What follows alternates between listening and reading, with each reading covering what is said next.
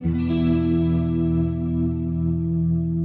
of the things that always puzzled me about bush medicines, like when I was researching for this book, I mean, I grew up at Hermannsburg. We had a nurse there, a white nurse and a black nurse, and the Aboriginal nurse was a lovely woman who was very skilled as well. We had a nunkery around the corner. That's a native doctor. But everyone came to the clinic for headaches and stomach aches and everything else. And when I was researching for the book, getting the intimate details about bush medicines was the hardest thing to get, because no one remembered exactly what, how and where, except some of the very old people. And that always worried me. I couldn't understand, how come, are their medicines crap? Are they, just sort of psychological stuff?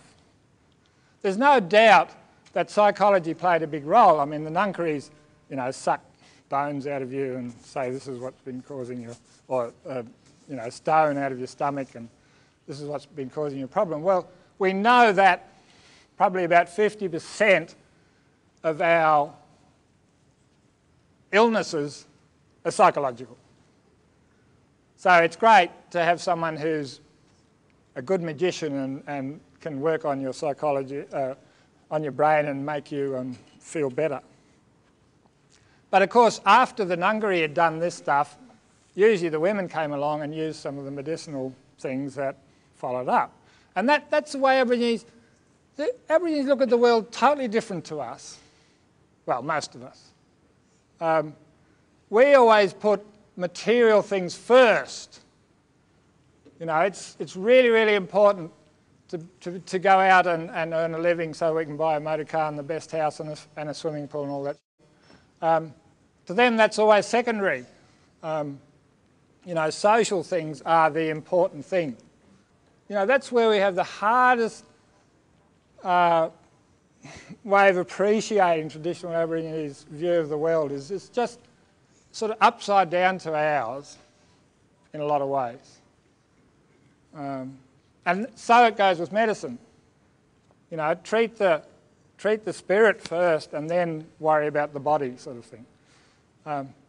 But it's actually, I know that the medicines work because, for example, the red fungus you get on, bracket fungus you get on rotting trees, was used for babies with teething. And they got them to chew on it. They made sure they didn't swallow any because they knew it was poisonous. And even burning it, the smoke can make you a bit sick. And it turns out that the thing you buy in the chemist, the chemical, whatever it is you buy in the chemist for teething babies, comes from a bracket fungus almost identical to this one. So they knew to use that probably before we did. So how come they stopped using all these medicines? And it's a very simple answer, actually. Took me a long time to work it out.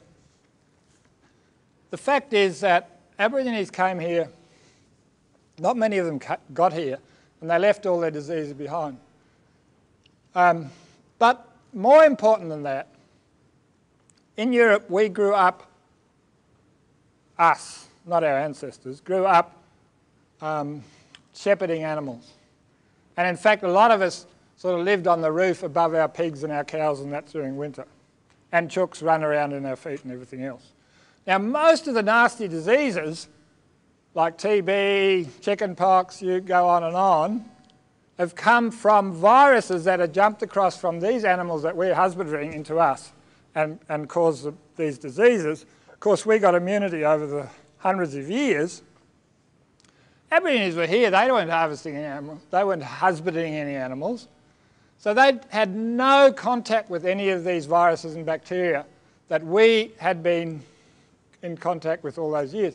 So when the Macassans came here, before any of us mob, they brought a disease that spread right down to Sydney by the time Captain Phillip arrived there. Before Captain Phillip arrived at Botany Bay, half of the Aborigines in that area were dead from some disease that had been brought in by the Macassans.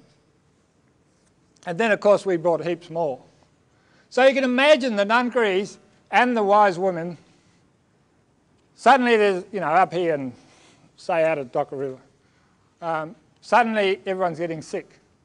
So they do all their medicinal stuff and it don't bloody well work. Now they don't even know where it comes from because they haven't seen the whitefellas yet. The disease has gone ahead of them, just like the rabbits and cats. And it just don't work. They go to Hermannsburg Mission and someone gives them an injection and they get better. So they think our medicine is rubbish. And it is, in the sense that the medicinal plants they used were for the diseases and problems that they had here when they were in isolation from the rest of the world. So that's a very simple explanation of why Aborigines very quickly changed from, you know, were drawn. See, you can go a long way back into this because as soon as the Ngungurris were very important people, and when their medicine didn't work, they lost face, and it was the beginning of the end for the culture, because white people had better magic than they did. So that sort of got right into the crux of their whole you know, spiritual, cultural life. And so white people, they didn't realise the white people brought these diseases, but the white people had stuff that could fix them up. And that's one of the reasons they were drawn into the missions and settlements.